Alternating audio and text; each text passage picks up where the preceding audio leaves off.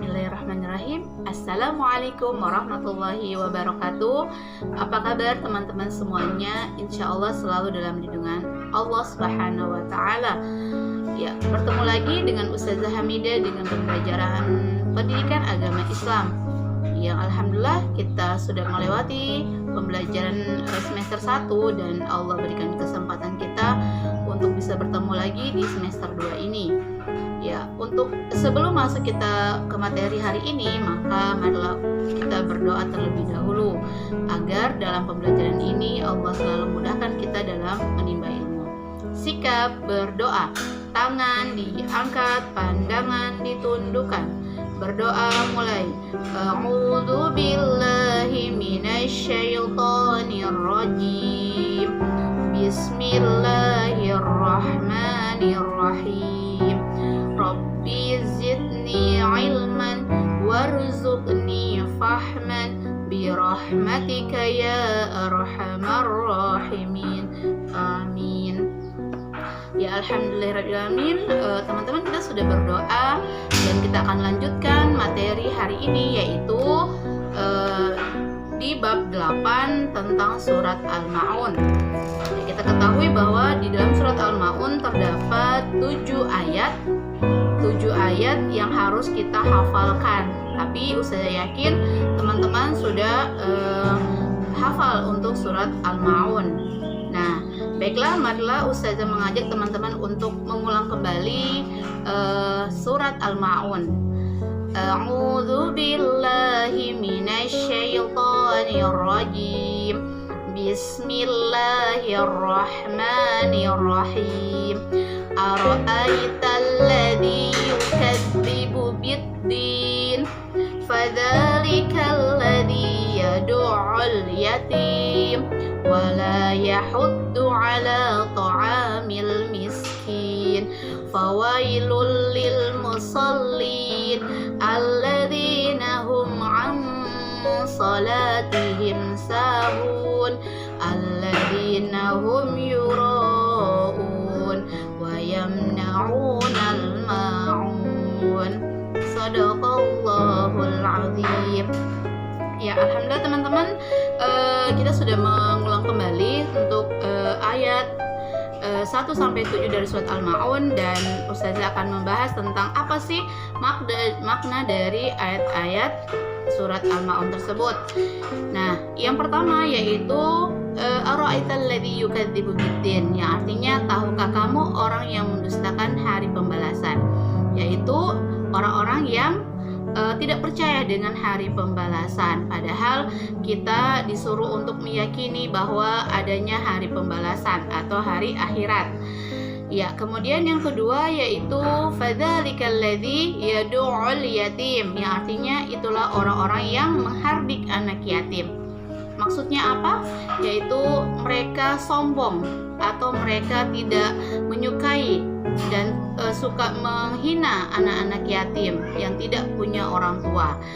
Nah, ciri yang menonjol dari orang yang membohongkan adanya hari pembalasan adalah memiliki sifat yang kasar kepada orang yang lemah, yaitu anak-anak yatim. Kemudian dia suka menghina dan menyiksa anak-anak yatim.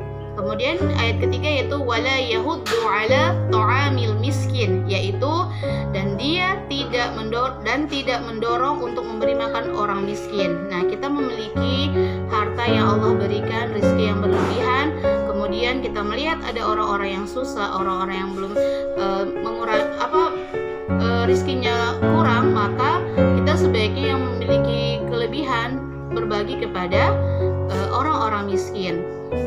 Karena ketika kita memberikan rezeki kita sebagian kepada orang lain, maka Allah akan menambahkan rezeki kita. Itu harus kita yakini seperti itu.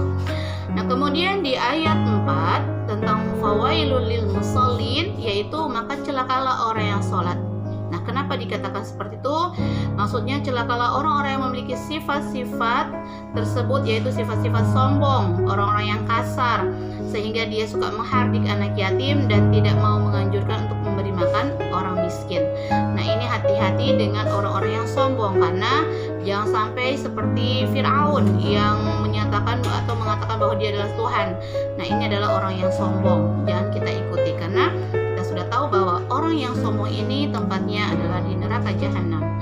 Ya, lanjut ke ayat 5, yaitu alladzina hum an salatihim sahun ya, yaitu orang-orang yang lalai terhadap salatnya, yang malas-malas salatnya, yaitu orang yang apa, ketika mau waktu salat sudah masuk dia lalai atau berleha-leha, berlama-lama untuk bergegas bersegera untuk menunaikan sholat. Kemudian dia mempunyai hatinya itu kotor dengan sifat-sifat yang buruk. Nah, kemudian di surat ayat ke-6, yaitu alladzina hum yura'un, yaitu yang berbuat riya. Apa maksudnya berbuat riya? Dia sudah sholat tapi dia tidak ikhlas karena Allah. Dia tidak ikhlas karena mendapatkan pahala dari Allah, tapi dia ingin dilihat orang lain, ingin dilihat oleh banyak orang bahwa dia adalah orang yang taat. Nah, ini bahaya, jangan sampai kita seperti itu ya. Ya, nauzubillah min dzalik. Ayat ke-7, yaitu wayamnaunal ma'un, yaitu dan enggan memberikan bantuan. Nah, ini salah satu orang yang pelit, orang yang diberikan kelebihan oleh Allah berupa rizki, harta, kemudian kelebihan, tapi dia tidak mau membantu orang yang lagi kesusahan, lagi kekurangan. Maka inilah orang-orang yang punya ganjaran dosa dari Allah Subhanahu wa taala. Jadi kita akan mendapatkan dosa dan kita akan mendapat ganjaran siksa dari Allah karena kita menjadi orang-orang yang sombong. Ya, jadi teman-teman, dari surat Al-Maun ini kita dianjurkan untuk ketika kita bersama dengan orang lain, dengan masyarakat, dengan teman-teman, maka marilah kita saling membantu, saling memberi, saling berkasih sayang.